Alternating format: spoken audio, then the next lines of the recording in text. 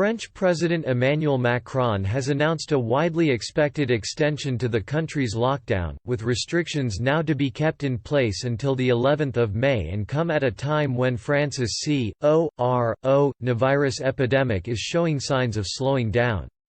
The news of France's decrease in death toll for the fifth day in a row comes as 717 died in the UK on Monday, taking the nation's total death toll to 11,329.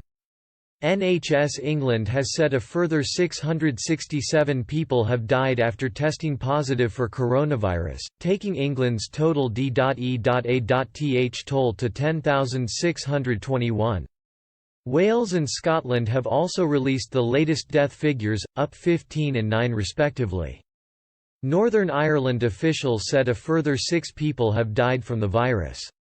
It follows a plea by Tory Brexiteer John Redwood to end the coronavirus lockdown as he warns urgent action is needed to save Britain's economy. He has written to all cabinet ministers ahead. Mr Redwood, MP for Wokingham, said the government needs to take urgent action to save the economy as he fears a sharp contraction in economic activity caused by the coronavirus pandemic. He suggested easing the current lockdown restrictions to allow business to reopen would provide a much-needed boost to the economy. Mr Redwood said, "You need to take urgent action to save the economy. None of us have ever witnessed such a sharp contraction in economic activity, with an all-too-rapid surge in unemployment."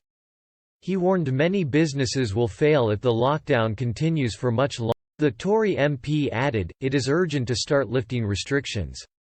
Many more people will lose their jobs if the lockdown continues. Many self-employed have no income from work. Many small businesses are struggling to pay their overheads with no revenue. There are limits to how much the state can substitute for the loss of income.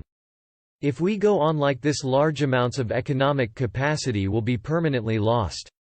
It is time to start to get the UK back to work, whilst protecting the vulnerable and reducing the risks of catching the disease for the rest of us in sensible ways."